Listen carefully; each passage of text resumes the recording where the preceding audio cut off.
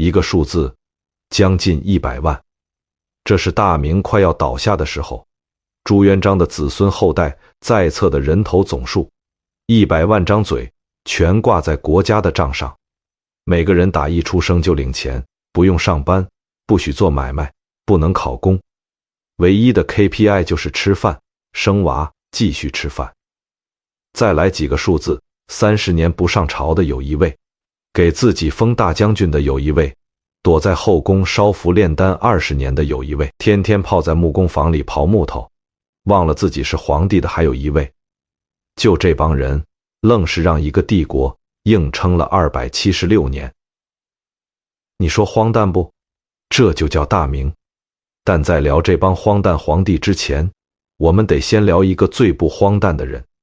他极度清醒，每件事都算得滴水不漏，功臣杀干净，制度码整齐，连继承人都提前安排好。可偏偏就是他亲手埋下的一颗种子，200年后长成一棵足以把整个帝国压垮的参天大树。这个人叫朱元璋。说白了，朱元璋就是那种从零开始，白手起家，一路杀出重围的超级创业者。心眼多，手段硬，算盘打得比谁都精。他出生在安徽凤阳佃农家庭，穷到什么份上？16岁那年，淮河两岸连轴转灾先旱，再蝗，接着瘟疫。半个月之内，父亲没了，大哥没了，母亲没了，3口人走了。家里连一副棺材板都凑不出来，还是隔壁邻居帮忙找了块空地，草草刨坑埋了。朱元璋跪在那片黄土前面，身后什么都没有了。他去黄觉寺当和尚，不是信佛，是庙里管饭。可庙里也快揭不开锅，把他打发出去化缘，说好听叫化缘，说难听就是端着破碗满街乞讨。他在淮西一带流浪了整整3年，3年里，他见过饿死在路边没人收尸的流民，见过官兵进村催税，百姓跪在地上磕得头破血流的场面。这3年没让他变善良，让他变得极度缺乏安全感。一个从小就知道随时可能失去一切的人，一旦拿到了一切，第一反应永远不是享受，而是怎么把他焊死。后来他投红巾军，打仗杀人，往上爬。他比其他将领高明的地方在哪儿？他懂得打仗不只是打仗，打仗是争人心，进城不烧杀，不抢粮，先贴安民告示，先找读书人，队伍越来越有章法，越来越能打，越来越多人来投奔。花了20多年，灭陈友谅，灭张士诚，把元朝残兵赶出中原。1368年在南京称帝，国号大明。那年他40岁，从端着破碗的乞丐到站在金銮殿上俯视群臣，中间隔了25年血和泥。可他登上皇位之后，干的头一件大事，不是庆功，不是论赏，是杀人。他把跟他一起打天下的老兄弟一个接一个找理由清洗。胡惟庸案杀了3万多人，蓝玉案又杀了15000多人，一块喝过酒，扛过刀，在战场上互相救过命的人，几乎没有善终的。有人说他残忍，但你站在他的角度想，一个从最底层爬上来的人，比任何人都清楚那些功臣手里攥着多少筹码，随便翻出哪一章，都能动摇他的位子。他不是嗜杀，他是害怕。他这辈子最怕的一件事，就是有朝一日被重新打回那个端着破碗的流浪汉。他还废掉了丞相，把所有权力攥到皇帝一个人手里，设了锦衣卫，专门监视百官。有个官员私下发了几句牢骚，第2天上朝，朱元璋把他昨晚说的话一字不差当场复述了一遍，然后笑眯眯地问：你昨晚还说了什么？那官员腿当场就软了，半天没吐出一个字。朱元璋就是这种人，他微笑的时候最危险，就是这样一个把一切都算到极致的人，设计了那套圈养子孙的制度，儿子封亲王，孙子封郡王，曾孙封将军，越往后辈分越低，人头越多，开销越大。他的逻辑非常简单，给钱，给地位，不让干活，他们就没有动机造反，帝国就安全了。这套逻辑翻译成现代化，就像一个创始人害怕子女将来被人欺负，提前设了一个信托基金，受益人是子子孙孙，交钱的是整个国家，而且永远交不完。可他算漏了一样东西，时间，按每代平均生5个孩子算，100年后是几千人，200年后是几十万人，再过50年就逼近100万，100万人全靠国家养，每年吃掉的银子够养好几支精锐部队。到了明朝末年，山西一个小县城，朱家宗室人口比当地百姓还多，县太爷把全县税收全部拨给宗室，还不够用。老百姓种出来的粮食先紧着朱家人吃，剩下的才轮到自己。朱元璋的这份爱，最终变成了帝国身上一副越来越沉的铁枷，而那些被铁枷压着的普通人，不知道这枷锁是谁造的，也不知道它为什么越来越重。他们只知道今年的日子又比去年难熬了一点。他生前以为安排的天衣无缝，功臣杀尽了，制度锁死了，继承人也选好了。可他死后仅仅4年，他亲手埋下的另一颗炸弹就炸了，引爆他的不是外敌，不是流民，是他自己的亲儿子。就在他停止呼吸的那个夜晚，北平燕王府的灯亮着，那个人叫朱棣，他在等一个消息，已经等了很多年。朱元璋一共生了26个儿子，全部封王，分镇各地，每个人手里都有兵，有地盘，有钱粮。他以为这是保险儿子们守四方，天下稳如泰山。可他忘了，这26个儿子个个都是他的种，个个都觉得那把龙椅自己也坐的。太子朱标死得早，朱元璋悲痛之下做了一个让所有人倒吸一口凉气的决定，跳过一大堆正当壮年的儿子，把皇位传给孙子朱允。这个消息传到北平，朱棣没说话，只是沉默着继续练兵，继续等。他心里门清，机会早晚会来。朱允恩继位，年号建文，那年他才15岁。这孩子书读得好，温和仁厚，满脑子儒家理想。他登基后想的第一件事就是，叔叔们手里的兵权必须收回来，削藩。思路没错，但顺序搞反了他。先挑软柿子捏，把弱小的藩王一个个废掉，最硬的那颗朱棣留到最后。周王废了，齐王废了，代王废了，襄王朱柏干脆在府里放了一把火，全家自焚，不愿受辱。消息一条条传到北平，朱棣冷冷看着，心里算得清清楚楚，下一个就是我了，该动手了。朱棣开始装疯，披头散发在院子里乱跑，逢人就胡言乱语。大夏天抢别人的炉子烤火。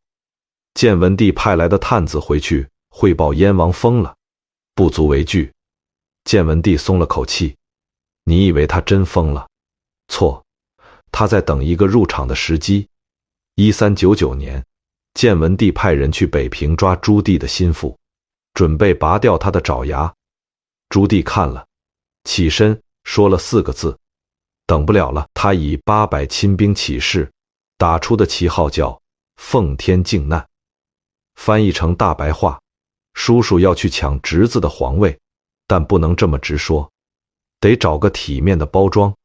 于是叔叔变成了救国英雄，侄子变成了被奸臣蒙蔽的可怜天子。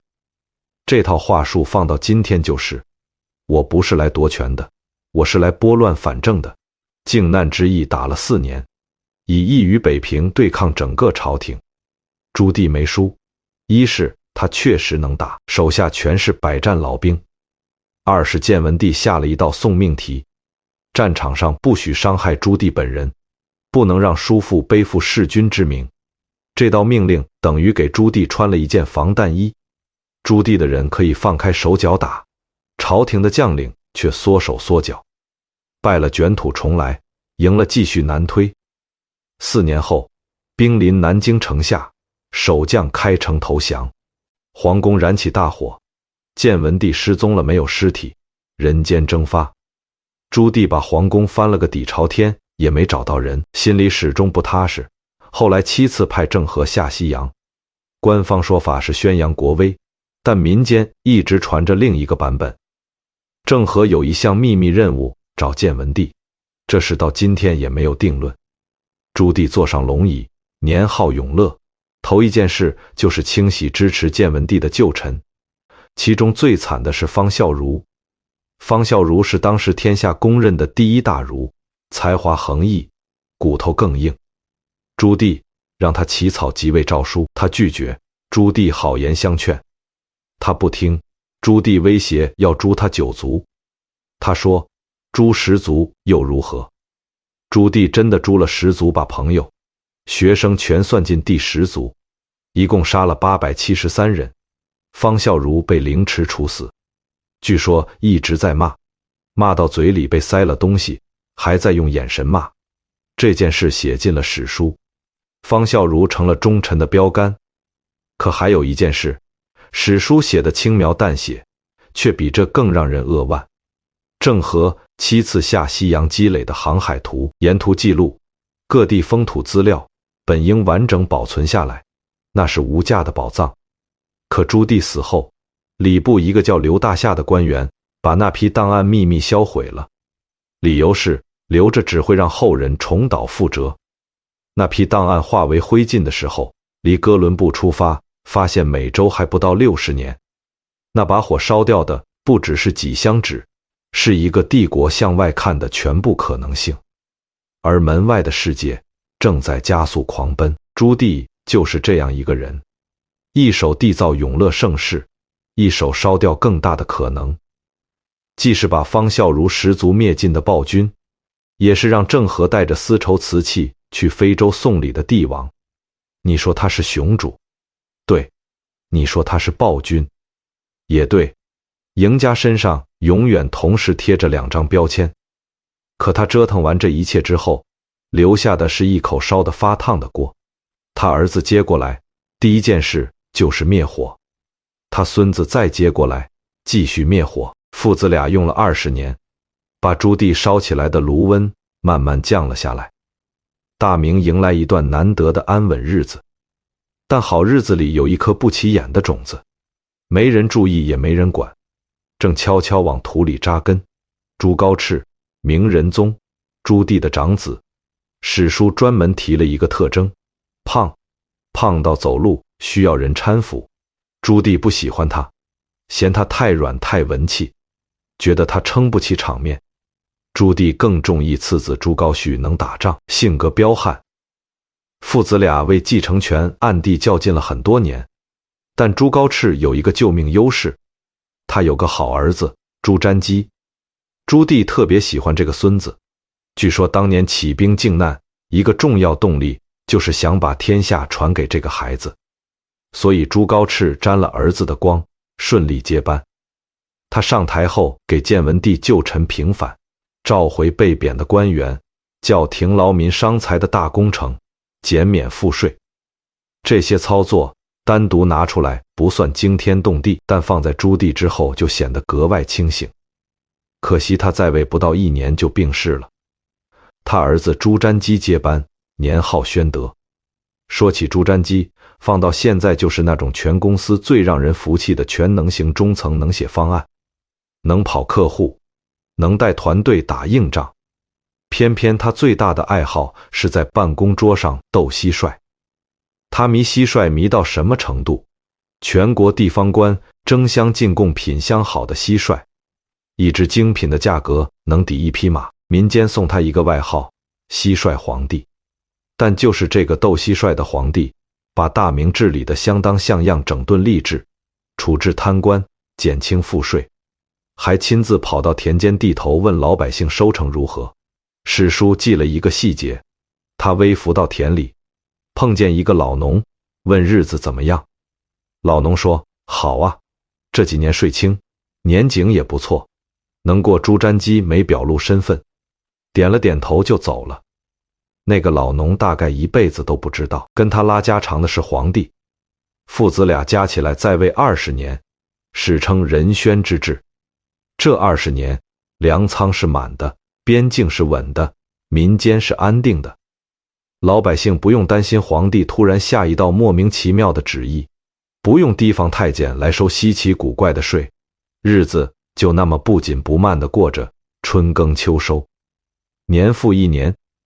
你把这20年放进整个大明的时间线里看，会发现它稀缺得像沙漠里的一口井，前面是朱棣22年的折腾，后面是一个接一个的奇葩皇帝轮番登场。就这么一段安安稳稳的日子，被后人拼命夸，写进史书称为中兴盛世。这件事本身就够荒诞，一个帝国把皇帝老老实实干活，老百姓不挨饿，当成值得大书特书的盛世，说明什么？说明正常在大明是稀缺品，稀缺得像沙漠里的水。可就在这段好日子里，一颗要命的种子悄悄种下了。朱瞻基在位期间，开始让太监参与批阅奏折，还专门开了内书堂教太监读书识字。朱元璋当年立过铁牌，明令禁止太监干政，铁牌就挂在宫门口，人人看得见，但皇帝自己带头绕过去了，规矩就再也收不回来了。就像一家公司白纸黑字写着不许加班，结果 CEO 自己每天待到凌晨，下面的人还能怎么办？内书堂里走出来的太监，后来有一个叫王振的，从小陪着朱瞻基的儿子朱祁镇长大，贴心能干，把小皇帝照顾得无微不至。朱祁镇9岁登基，王振成了宫里最有权势的人。说白了，王振放到现在就是那种专门伺候老板的贴身独秘书。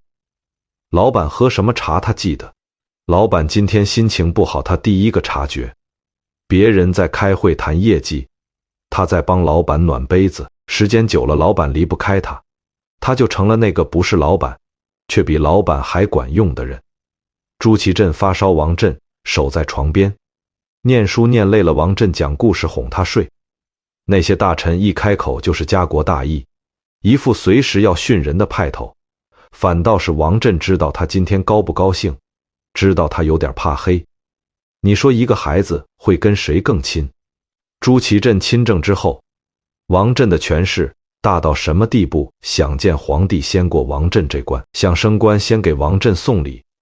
有个大臣在王振面前跪下来，张口叫他翁父，就是爷爷的意思。一个朝廷命官跪着叫一个太监爷爷，满朝上下没一个人吭声，因为骂王振等于骂皇帝。可王振心里有个死结，权势再大，太监就是太监，走到哪儿都被人从骨子里瞧不起。他渴望一种靠军功换来的体面，那种让所有人闭嘴的体面。他盘算着，要是跟着皇帝打一场大胜仗回来，他王振就不只是个太监了，他是定国安邦的功臣。这个念头最终要了20万人的命。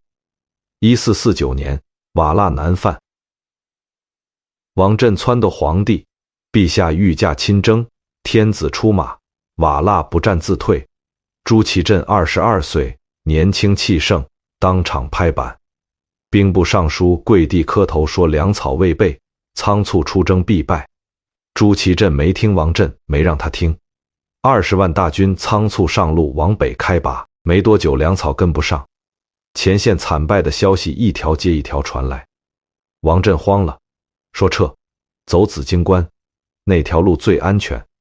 可走着走着，王振突然想起一件事，他老家魏州就在附近，他想带着皇帝回老家显摆一圈，让乡亲们看看当年那个穷得净了身入宫的小子，如今随驾出征，排场多大，就这么一个念头。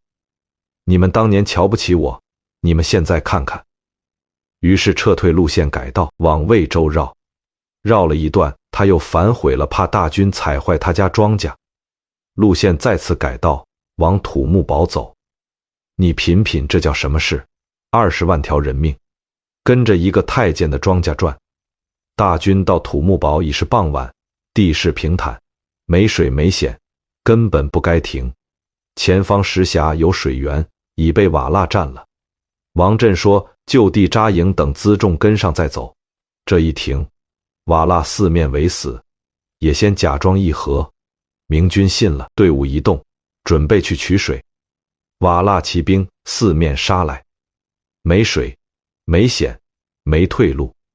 兵部尚书战死，户部尚书战死，英国公战死，随行大臣几乎死绝。王振在乱军中被一个将领一锤砸碎了脑袋，而那些被强征来的士兵，那些本来在家种地的农民，那些连瓦剌是什么都说不清楚的普通人，就这么稀里糊涂死在了一个太监的私心里。北京城里，妻子在等，孩子在等，家里的地没人种，等来的只有一个消息：全军覆没。朱祁镇被活捉了，堂堂大明天子，坐在瓦剌的营帐里，成了野先手里的一张王牌。野先寻思，这牌怎么打都赢，但他算漏了一个人。北京城里有个穷的叮当响，在官场被边缘化了大半辈子的文官，正在做一件让这张皇帝牌彻底作废的事。他叫于谦。这个人和这个帝国之间的故事，是整个大明最让人胸口发堵的一页，没有之一。于谦这个人放到现在，就是每家公司都有，但让领导最头疼的那种员工。开会从不拍马屁，别人说错了当场指出来，年终送礼的季节两手空空，逢年过节从不上门，同事觉得他迂腐，领导觉得他烦人，升职永远轮不到他，被边缘化了几十年。但就是这种人，在公司最危险的时候，往往是唯一一个敢站出来的。于谦当官几十年，从不送礼，不巴结，不站队。别的官员进京述职都要带土特产拜访权贵，叫兵敬探敬，是默认的潜规则。于谦两手空空，有人问他带了什么，他说：“我只带了两袖清风。”两袖清风这个成语就是从他这儿来的。皇帝被俘的消息传回北京，朝廷乱成一锅粥，有人哭，有人叫，有人主张南迁，说北京守不住，退到南京再说。这话刚出口，于谦站起来说了5个字：提议南迁者斩。满朝文武没有一个人敢接话。于谦做的第一件事是把野先手里那张皇帝牌废掉，联合几位大臣拥立朱祁镇的弟弟朱祁钰为新皇帝，尊朱祁镇为太上皇。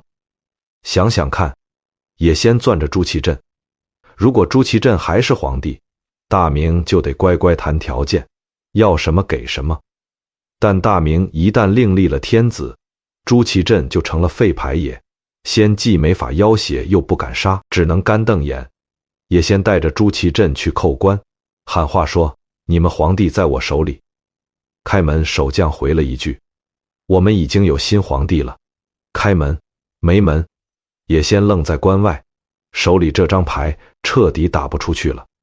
然后于谦开始调兵，守军不足10万精锐全丢在土木堡了。他从各地紧急征调兵马，加固城墙，把库存的盔甲、弓弩、火器全部发下去，下了一道死令：守将不得退入城内，临阵后退者格杀勿论，也先来攻。于谦亲自站在德胜门城楼上督战，打了将近1个月，硬生生把瓦剌挡在城外。也先粮草不济，后方不稳，撤了。北京保住了，大明保住了。老百姓在街上见到于谦，自发停下来行礼。那些守城的士兵，那些修城墙的民夫，那些等着知道北京还在不在的普通人，是他们一起撑住了这座城。于谦是那个站出来的人，但守住北京的是所有人。你以为这个故事到这里就皆大欢喜了？不，接下来发生的事才是这个故事真正让人说不出话的部分。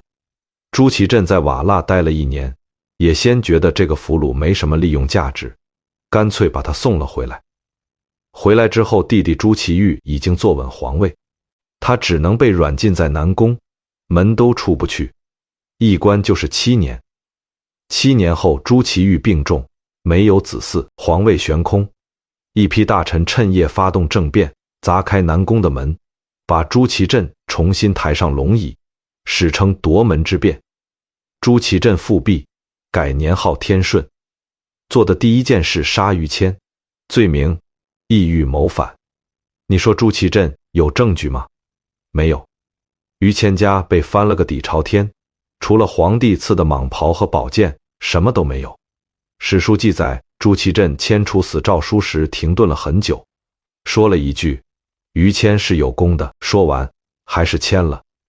那些发动政变把朱祁镇推回皇位的人坚持要杀于谦，道理很简单，于谦当年拥立朱祁钰是他们的政治对立面，于谦活着他们就站不稳，所以于谦必须死，不是因为他有罪，而是因为他爱了别人的路。于谦死的那天，北京下了大雪，刽子手下刀时手在抖，全城百姓沉默，没有欢呼，没有叫好，只有雪一片一片往下落。后来去抄他的家，什么都没抄到，那些皇帝赐的宝贝他一件没动过，全还锁着，一个守住了北京的人。家里穷得叮当响，规矩这东西一旦坏过一次，就再也收不回来了。这个帝国能铲除于谦，却对他做了这件事，让后来所有聪明人都看懂了一个道理：在大明当官，最要紧的不是能干，是会保全自己。从那以后，越来越多的官员开始明哲保身，推诿搪塞，出了事先想怎么甩锅。于谦死后，大明的朝堂开始慢慢变成另一种东西，皇位继续往下传，朱祁镇的儿子朱见深继位，年号成化，说朱见深得先说一个女人，一个比他大17岁，从他2岁起就陪在他身边的宫女，他叫万贞儿。朱见深这辈子对他的感情是整个大明最说不清楚的一段，也是差一点让帝国断了香火的一段。万贞儿4岁进宫，从那天起再没出去过，在宫里一待几10年，见过太多人起起落落，太多人无声无息的消失。这种地方待久了，人会变得极度清醒，什么重要，什么不重要，谁靠得住，谁靠不住，心里跟明镜似的。朱见深2岁那年，万贞儿19岁，被派去照顾这个小太子。那几年宫里最乱，太子被废，父亲被俘，叔叔夺位，一件接一件，全发生在朱见深懂事之前。那段日子里，只有万贞儿一直护着他，哄着他，他哭了就哄，他怕了就陪。一个孩子在最混乱的时候，有一个人始终没有离开，这件事会刻进骨子里，一辈子都忘不掉。朱见深继位后，第一件事就是封万贞儿为贵妃。朝臣炸锅，嫌他年纪大，嫌他出身低，嫌这不合规矩。朱见深把那些奏折全部压着，一个字不回。你以为他只是年少冲动，过几年就淡了？不，他宠了他整整30年，一直宠到他死。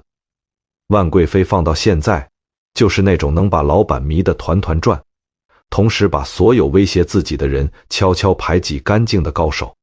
后宫里谁怀了皇帝的孩子，他就想办法让那个孩子生不下来，派人送一碗汤药去，喝下去孩子就没了。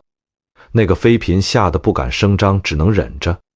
这事持续了很多年，朱见深几乎没有子嗣，太后急，大臣急，宫里那些盼着母凭子贵的妃嫔更急，就是朱见深不急。他每天和万贵妃在一起，旁的事仿佛都跟他无关。而那个时候，北京城里的老百姓根本不知道宫里发生了什么，他们只知道皇帝不怎么管事赋税，还是那些日子还是照过。谁当皇帝对他们来说从来都不是最要紧的事。但这一次，皇帝后宫里有一件事正在悄悄影响他们所有人的未来。直到有一天，一个太监悄悄跑来跟朱见深说了一句话：陛下，您有一个儿子，已经6岁了。朱见深愣住了，6岁，这个孩子是怎么活下来的？宫里有个低阶的姬姓宫女，偶然被朱见深临幸怀了孕，消息传到万贵妃那里，照例派人去处理，但负责执行的太监不忍心，偷偷把那个宫女藏在一个偏僻角落，让她悄悄把孩子生了下来。就这么躲着，一躲6年，6年，瞒着所有人把一个孩子藏起来养大，稍有风吹草动，母子俩都是死路一条。但那个太监做到了，你说他为什么冒这个险？史书没写清楚，大概就是不忍心。有时候历史就是被这种一念之间的不忍心改变走向的。朱见深见到这个孩子，据说当场落泪，摸着他的头看了很久。那个孩子后来成了明孝宗朱佑樘，大明历史上最让人意外的皇帝，一生只娶一个老婆，不纳妃不收宫女，后宫里就皇后一个人，这在皇帝里简直是外星物种。那个藏了孩子6年的姬姓宫女，孩子被认回去后没多久就死了，死因不明，宫里的人都懂，没人说什么。1487年万贵妃去世，58岁。朱见深说，真儿走了，我也活不了多久了。果然同年他也死了，年仅41岁。2个人前后脚走的，像是说好的一样。你站在上帝视角往下看，这段历史有一个地方格外荒诞，一个帝国的香火传承差一点被一个女人的嫉妒心掐断，而最终让它延续下去的是一个低级太监的一念不忍心。历史书里写满了皇帝和将军，但这件事是一个没有名字的人救下来的。孝宗朱佑樘放到现在，就是那种让所有人觉得这人怎么这么正常的老实人，按时上班，认真干活，不搞小圈子，不拉帮结派。老婆只有一个，对他很好，每天一起吃饭，一起聊工作，一起睡觉。放在普通人里这叫正常，放在大明皇帝里这叫外星物种。你以为一个从小躲在宫殿角落，靠太监偷偷养大的孩子长大了会变成什么样？你以为他会扭曲、多疑，对身边所有人都不信任？不，朱佑恰恰反过来，他比任何皇帝都更懂得一个人在最孤单、最危险的时候有人陪着是什么感觉，所以他对皇后张氏打心眼里珍惜。他继位后做的第一件事是把成化年间那批靠拍马屁上位的官员清洗一遍，重新启用一批有真本事的人。他每天早朝风雨无阻，还开了午朝，下午再开一次会，让大臣有第2次汇报的机会。那些当惯了摸鱼的官员突然发现皇帝真的在认真干活，自己也没法偷懒了。有大臣私下抱怨，这皇帝也太勤快了，累死人。弘治年间，大明粮仓充盈，边境稳定，老百姓的日子比成化年间好过了许多。街上的小贩该卖菜卖菜，该收摊收摊，税不重，仗不打，日子不紧不慢地过着。他们不知道皇帝叫什么名字，也不在乎，只知道今年收成不错，孩子能吃饱，够了。史书给这段时期起了个名字叫弘治中兴，可你把这个中兴放进整个大明历史里看，会发现一件荒诞的事，它之所以被叫做中兴，不是因为朱佑樘有多天才，而是因为前面那些皇帝实在太荒唐，衬得他格外正常。一个帝国把皇帝按时上班，老百姓吃的饱饭当成值得载入史册的盛事，说明什么？说明正常在大明依然是稀缺品。朱佑36岁英年早逝，留下一个儿子叫朱厚照。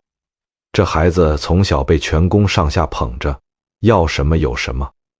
朱佑樘临终前把几个大臣叫到床边，说太子顽劣，望朱清多加辅佐。大臣们点头答应，心里早有数，这位太子有多顽劣，宫里上上下下都知道，只是没人敢说出来。朱厚照继位，年号正德，那年他15岁。他做的头一件事就是把父亲留给他的那几个辅佐大臣全晾在一边，然后跑去找他最喜欢的太监玩。他心里门清，我不需要你们教我怎么当皇帝，我压根不想当皇帝。说白了，朱厚照放到现在就是那种家里有矿，从小要什么有什么。长大最想干的事是背包旅行，开越野车跑去边疆探险的富二代不坏，甚至挺可爱，就是根本坐不住。你让他坐办公室处理文件，半小时他就得跑出去找点刺激。偏偏他生在皇宫，偏偏他是皇帝。他登基没多久就开始折腾，在乾清宫旁边的空地改了个小集市，自己下场当摊主吆喝叫卖，和宫女太监讨价还价，玩得不亦乐乎。大臣进宫求见，发现皇帝不在御座上，在旁边的摊子上包糖葫芦。礼部的人急得写了10几封奏折，朱厚照一封没回，因为他当时正忙着研究怎么在宫里养老虎。对，他养了老虎，还养了豹子、狮子，统统关在一个叫豹房的地方。豹房后来越建越大，成了他真正的住所。他几乎不住前朝大殿，每天泡在豹房里，身边除了猛兽，还有各种他觉得有趣的人，江湖艺人，会说各地方言的市井混混，藩僧、外国使节全被请进来，每天开派对。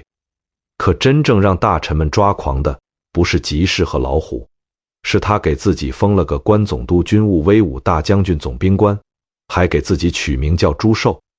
皇帝朱厚照任命大将军朱寿统领全军，奏折上写的也是这2个名字。内阁大臣收到文书愣了很久才反应过来，这个朱寿就是皇帝本人。他用第3人称给自己封官，整个官僚系统都不知道怎么处理，因为没有任何先例。后来北方鞑靼难犯，朱厚照高兴坏了，真正打仗的机会来了。他以大将军朱寿的名义亲自出征，在应州跟鞑靼打了一仗，战报写得好看，说明军大获全胜，斩敌若干。但具体斩了多少，各种史料出入极大，有说16人的，有说更少的。朱厚照回来后自我感觉极好，上报要求按军功给大将军朱寿封赏。大臣们拿着这份奏折集体沉默了很久，最后决定不理他。他又上了一份，大臣继续不理。上了第3份，大臣回了一个字：准。然后他自己给朱寿加了个太师头衔。朱厚照还有个爱好，微服出宫，一走就是几个月，混在普通人里逛集市、喝酒、交朋友。每次出走，整个朝廷鸡飞狗跳，太监追大臣拦他翻墙跑。有一次被拦住，他干脆给守门士兵发钱，让他们放行。士兵拿了钱，真的让他出去了。但就在朱厚照在外面玩的这些年，朝廷里有个太监在悄悄做大。这个太监叫刘瑾，人称立皇帝，因为朱厚照被叫做做皇帝，而刘瑾才是真正拍板做事的那个人。刘瑾在位期间大肆敛财，排除异己，把朝廷搅得乌烟瘴气。后来朱厚照玩腻了，随手翻了翻刘瑾的账，发现他贪了将近2亿4千万两白银，是大明1年财政收入的好几百倍，当场命人将其凌迟处死。你说朱厚照坏不坏？他不坏，他杀了刘瑾，他上过战场，他对身边的人也挺好，他只是不想当皇帝，他想要的是另一种活法，走江湖、交朋友、骑马射箭，看看这世界还有什么他没见过的东西。可惜他生错了地方。正德16年，他在江上泛舟时落水，回宫后一病不起，31岁死了，没有子嗣。他走之前可能想的不是江山社稷，而是那些还没去过的地方，还没交到的朋友。皇位传给了他的堂弟，那个人叫朱厚，年号嘉靖。说到嘉靖，你得先有个心理准备。如果说正德是不想当皇帝，那嘉靖就是把当皇帝这件事完成了一门别人永远学不会的艺术，躲在后宫20年不上朝，炼丹写符，让一个贪了20年的奸臣替他挡事，自己却把整个朝堂玩弄于股掌之间。这个人是整个大明历史上最聪明也最让人叹气的皇帝。他不是傻子，恰恰相反，他是大明皇帝里数一数二的聪明人。但他把全部聪明都用在了2件事上，一是跟大臣斗心眼，二是追求长生不老。前者他赢了45年，后者他输了，输掉了自己的命。朱厚凤刚入京继位的时候，就展现出了一种不寻常的强硬。礼部官员来告诉他，按规矩进宫要走侧门。朱厚当时才15岁，站在宫门口看了那些官员一眼，说了一句话：我是来当皇帝的，不是来当儿子的。然后转身走了，不进就不进，在宫外等着看你们怎么办。朝廷僵了3天，最后让步开了正门，迎他进去。这只是开胃菜，接下来他和大臣们围绕一个问题吵了将近3年，史称大理议争的是他要不要认孝宗朱佑为父亲。按理制他应该认，但朱厚凤不答应。我爹就是我爹，谁也别想让我改口。朝廷里几乎所有大臣都反对他，200多人联名上书，跪在宫门外集体抗议，哭声震天。朱厚下令停杖打到没人敢再跪。他的亲生父亲终于被追封为皇帝。这件事表面是礼制之争，实质就一句话，到底谁说了算？答案是他。可就在他赢了这场权力博弈之后，他发现了一个更省力的玩法：不上朝。嘉靖21年，宫里出了一件大事。朱厚凤睡觉的时候，10几个宫女一起冲进寝宫，用绳子套住他的脖子，想把他活活勒死，史称人淫宫变。你以为皇帝被宫女谋杀是什么惊天阴谋？不，道理很简单。朱厚凤迷信道教，相信女子的精血可以炼成长生丹药，于是强迫宫女在特定时节采集，整个过程极为痛苦屈辱。宫女们忍无可忍，决定拼死一搏。宫变失败了，因为其中一个宫女临阵打了小报告，那根绳子最后没能勒紧。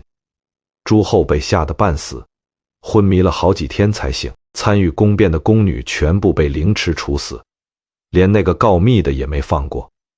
经历这次之后，朱厚凤更不愿出来见人了，她彻底躲进西院，把那里改造成一座巨大的道观，每天穿道袍烧香炼丹写青词。青词是什么？就是用来祭祀天神的文章。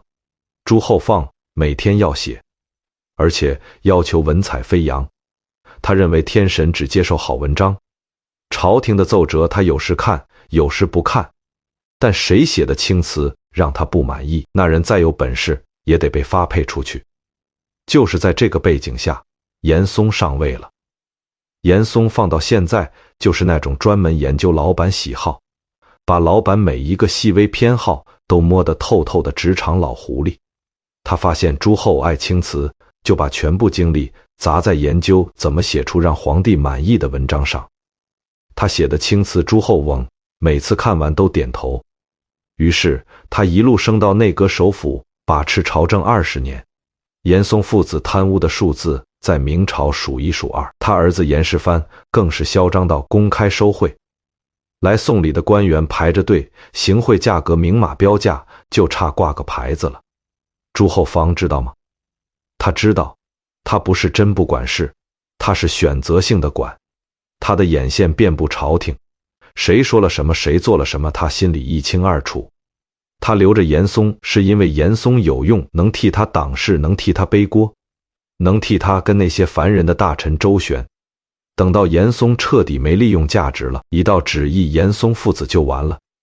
严世蕃被斩首，严嵩本人被抄家，晚年在墓地旁边的茅屋里乞食度日，87岁凄凉而死。那些年北京城里的百姓并不清楚皇帝在后宫干什么，他们只知道税越来越重，地方官越来越贪，打官司越来越难赢。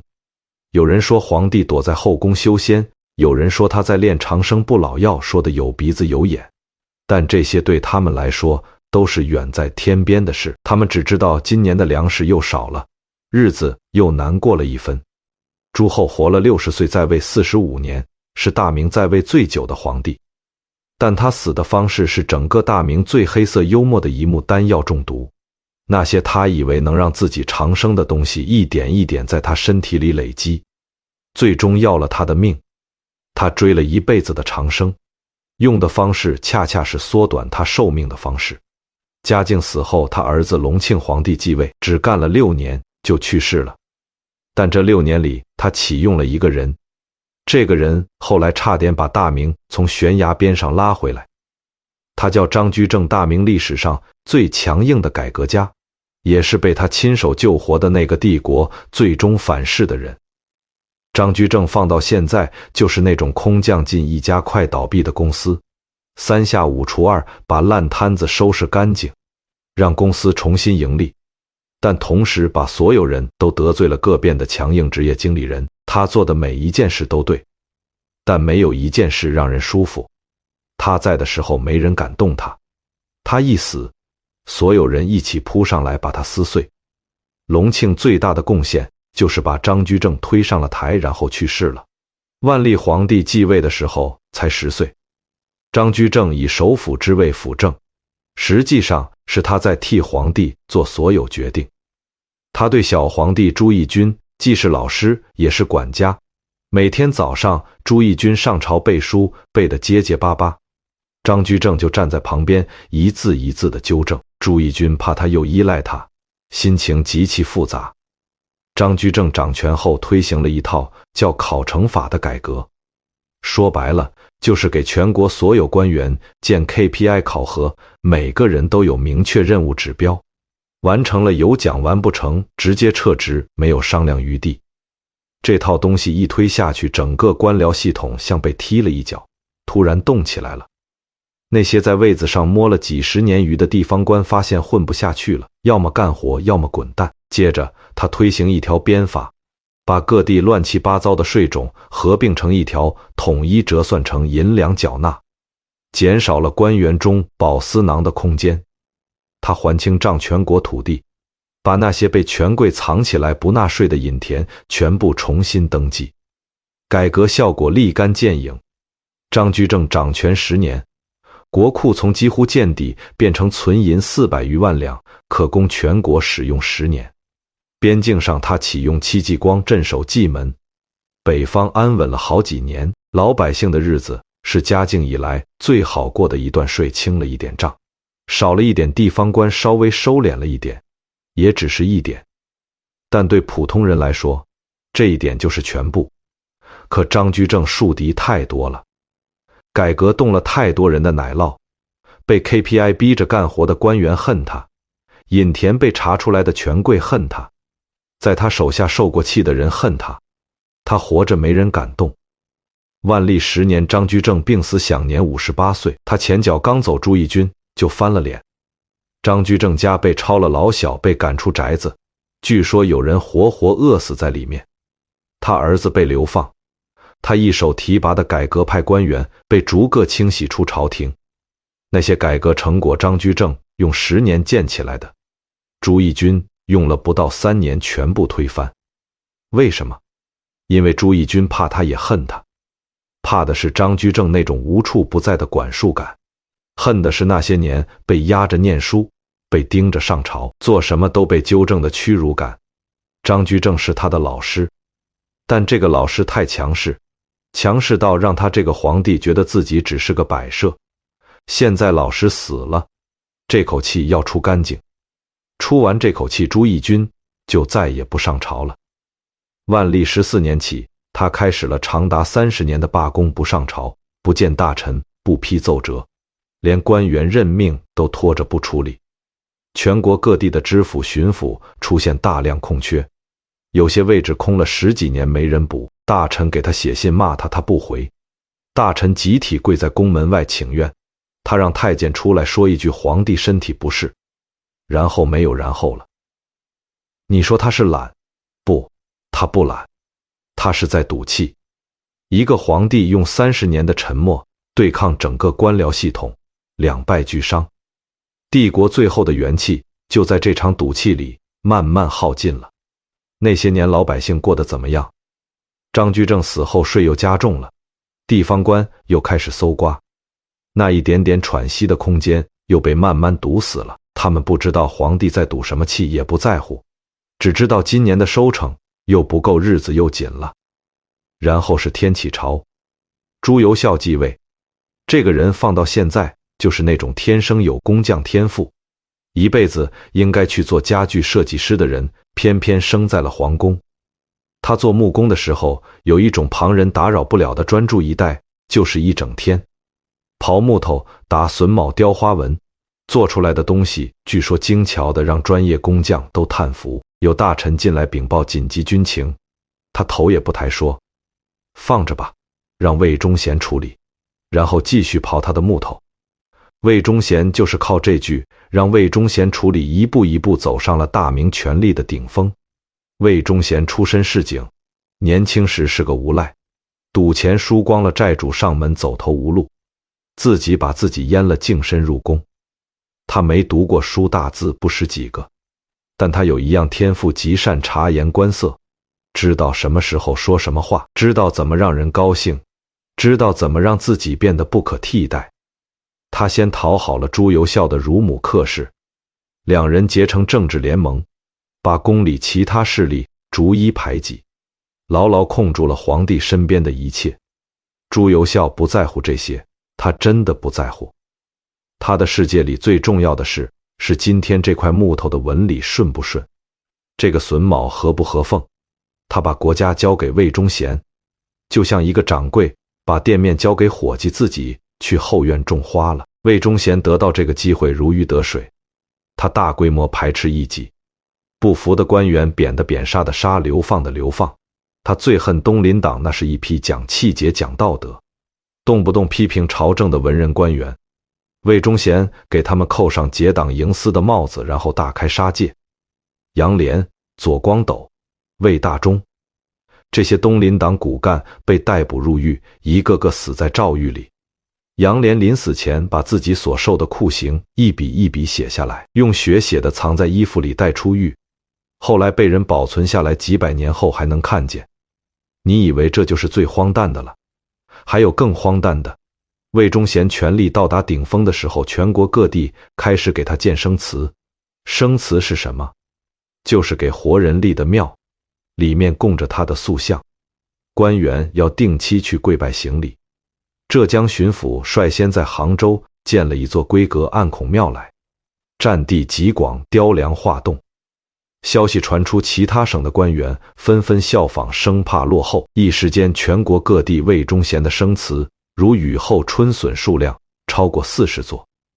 你想象一下那个画面，一个目不识丁的太监，他的塑像摆在庙里，身着蟒袍，冠冕堂皇，地方官穿着朝服，三跪九，口口称9000岁。这不是小说情节，这是真实发生过的事。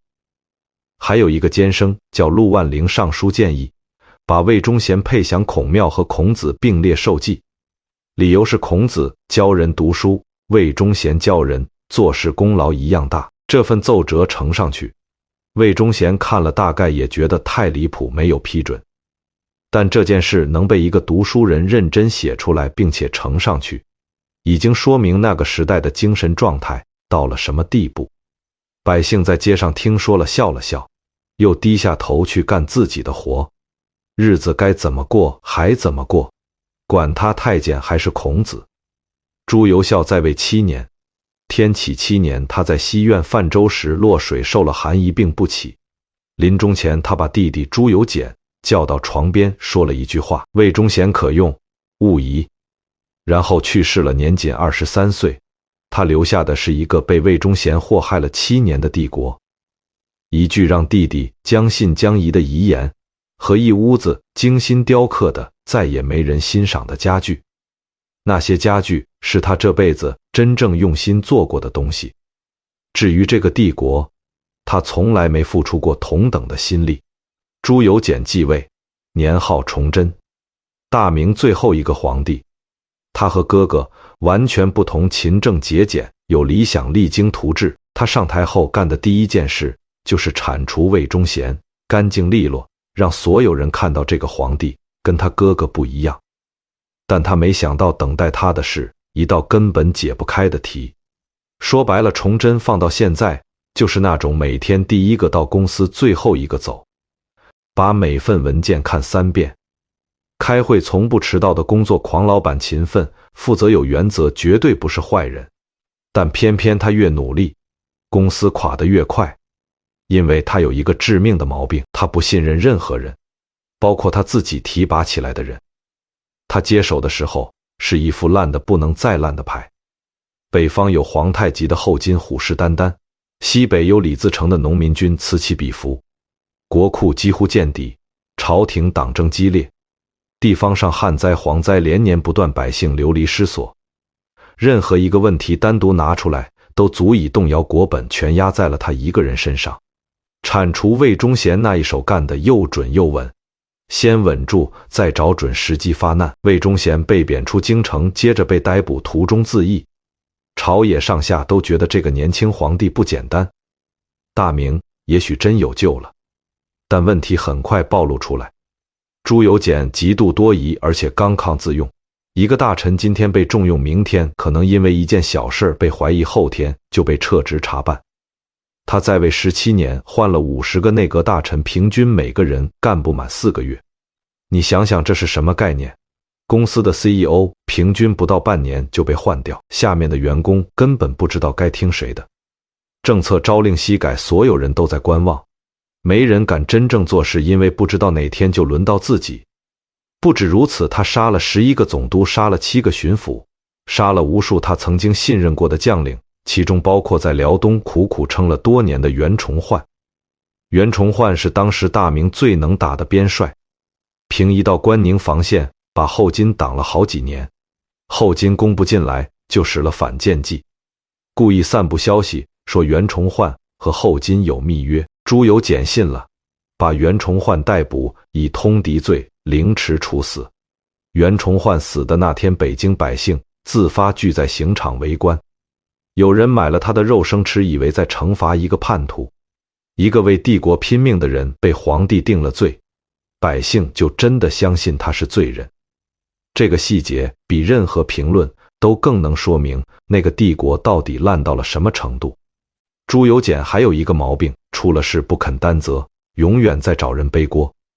大臣们摸透了规律，开始集体自保，能推的事绝不主动接，能拖的决定绝不提前做，除了事先想好怎么把锅甩出去。一个让人恐惧的老板培养不出有担当的下属，只能培养出善于自保的滑头。崇祯17年，李自成大军逼近北京，朱由检召集大臣开会，问谁愿意带兵出城迎敌。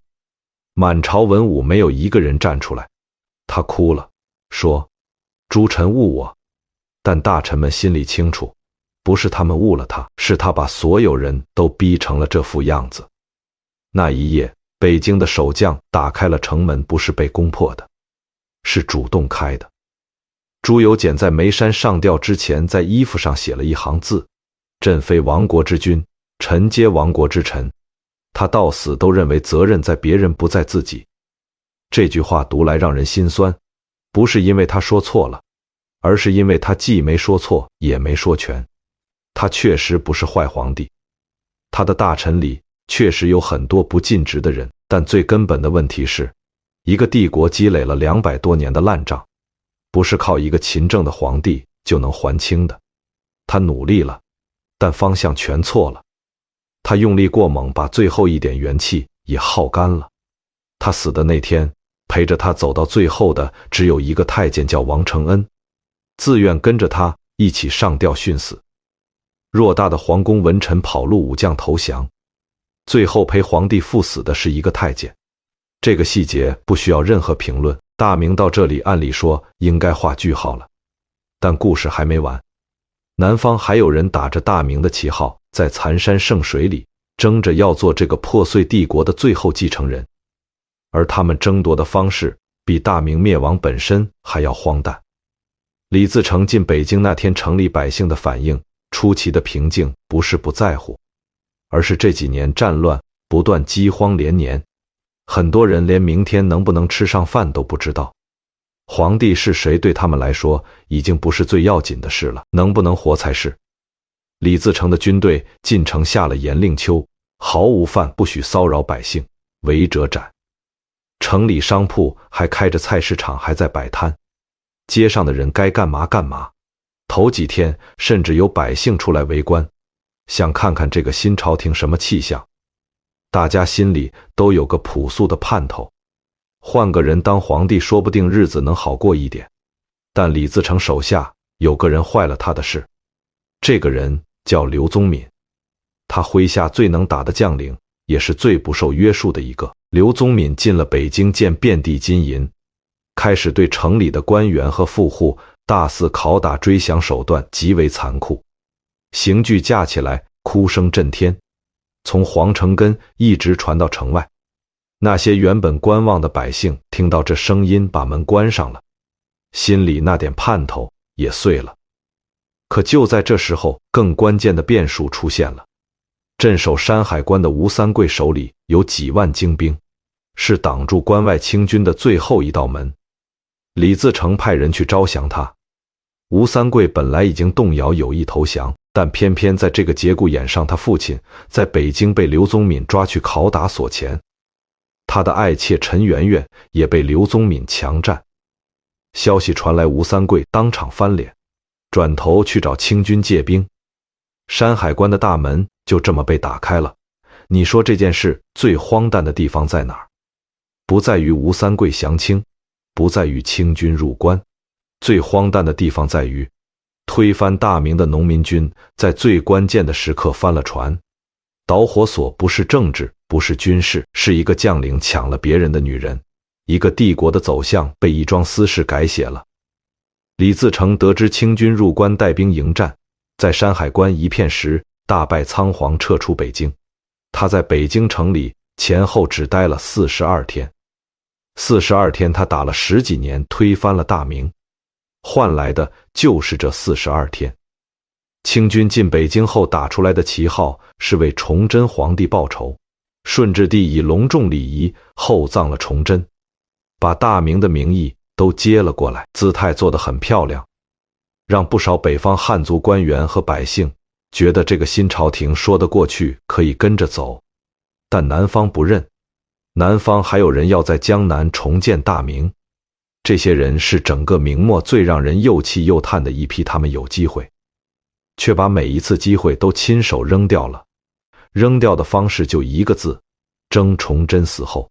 南方的局势是这样的，清军还没打过来，江南富庶兵力尚存，只要南方势力能拧成一股绳，历史上南北对峙的局面完全有可能重演。东晋做到了，南宋做到了，只要人心不散，南明未必没有机会。但南明的人把所有力气用来窝里斗了。第一件事是在南京拥立新皇帝，有资格继位的朱家宗室好几个，最有呼声的是福王朱由榔，但文官集团不喜欢他，说他品行不端，贪酒好色，横竖不让他上。双方争来争去，最后武将马士英带兵护送朱由榔进南京，强行推上皇位，年号弘光。弘光政权从第一天起就是烈的，马士英和东林党在朝廷里斗得你死我活。马士英启用一批贪腐官员，东林党上书骂他，他就把东林党的人抓起来。与此同时，清军已经渡过淮河，一路南下，而弘光朝廷的军队忙着内耗，几乎没有像样的抵抗。弘光政权只撑了1年，南京城破，朱由榔被俘押送北京处死，弘光倒了，隆武政权在福建立了起来。皇帝是朱玉建，这位比弘光强不少，有雄心有见识，真心想恢复大明。但他倚重的郑芝龙本质上是个海盗，当年为了利益归顺大明，现在清朝来了，他又开始打自己的算盘。隆武帝想出兵北伐，郑芝龙消极应付，拖着不动。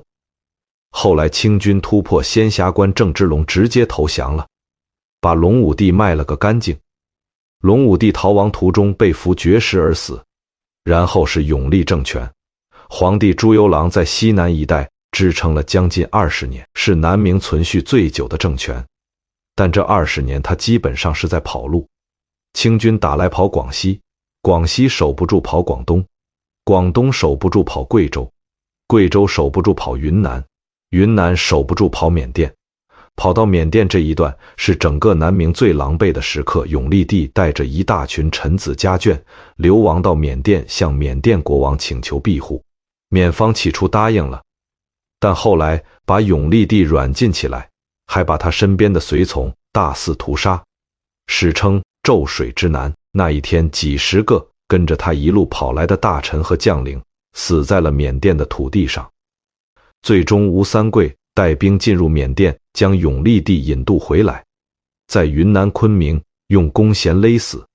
一个曾经的皇帝颠沛流离20年，最后死在曾经大明将领的手里。你站在上帝视角看南明这段历史，会发现一件极其清晰的事：他们不是没有机会，而是每次有机会就开始争谁是正统，争谁的椅子该放哪里，争谁的官职更大，争谁有资格发号施令。清军在北边打过来，他们在南边自己打自己。房子烧起来了，里面的人还在抢椅子。南明就这么一步步走完了，前后加起来近20年。弘光、隆武、永历断断续续，每一个都有机会，每一个都把机会亲手扔掉了。最后那批跟着永历帝跑路的人，穿过云南的山道，越过边境，死在缅甸的密林里。那些山路今天早就被草木覆盖，什么痕迹都看不到了。大明就这样彻底结束了。276年，16个皇帝，从一个要饭的登上龙椅，到最后一个皇帝死在异乡的弓弦之下。我们从头走到尾，但还有一个问题一直没有正面回答，也就是我们最开始问的那句话：一群这么荒诞的皇帝，大明到底凭什么撑了276年？答案其实藏在我们走过的每一个故事里。嘉靖躲在后宫炼丹的时候，内阁还在批奏折；木匠皇帝刨木头的时候，地方官还在收税修堤；就连万历30年不上朝，这个帝国依然在运转，依然在打仗，依然有人种地开铺子生孩子过日子。这说明一件事：撑住大明的从来不是皇帝，而是皇帝之外的那一整套东西。朱元璋废掉了丞相，但他没废掉内阁。内阁在大明历史上扮演了一个极其关键的角色，它是皇帝和朝廷之间的缓冲层。皇帝再荒唐奏折还得有人批，政令还得有人拟，内阁就是那个兜底的。张居正是内阁首辅，于谦是兵部侍郎，这些人不是皇帝，但他们在帝国最需要的时候站出来做了皇帝应该做的事。还有文官系统，大明的文官是整个帝国最顽强的一股力量，他们可以被停杖、被发配、被杀头，但始终没有集体躺平。嘉靖朝有人冒死上书骂皇帝，万历朝有人坚持跪在宫门外哭谏，崇祯朝还有官员在城破之前写弹劾奏折。这种执念放在今天看，有时觉得迂腐，但正是这种迂腐，在一次次皇帝跑偏的时候，把帝国的方向稍稍扳了回来。还有那些被历史轻描淡写的普通人、种地的农民、摆摊的商贩、修堤的工匠、行医的郎中。皇帝换了一个又一个年号，改了一茬又一茬，他们还是每天早起，还是扛着锄头下地，还是把粮食种出来，把布匹织出来，把孩子养大，把日子一天一天撑下去。帝国的地基是这些人用一辈子的力气夯实的，但帝国再顽强也有极限。大明最终倒下，不是因为一个坏皇帝，而是因为坏皇帝太多太久，系统里的每一个缓冲层都被磨薄了。内阁被崇祯换了50次，文官被逼成了明哲保身的滑头，边将被一个个冤杀，国库被一代代掏空，百姓被一轮轮盘剥。当所有的缓冲都失效，帝国就再也撑不住了。所以大明的故事说到底是一个关于系统韧性的故事。一个好的系统可以在烂老板的折腾下依然运转，但没有任何系统可以无限承受一代又一代的消耗。大明撑了276年，不是奇迹，是系统韧性在发挥作用。大明最终倒下也不是意外，是韧性被耗尽之后必然的结果。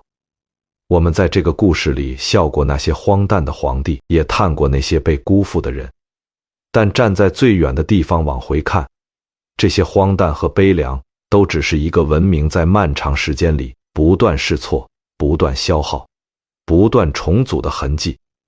没有哪段历史是可以直接复制的答案，他们只是告诉我们人是怎么在权力的游戏里一次次走到悬崖边，又一次次勉强走回来的。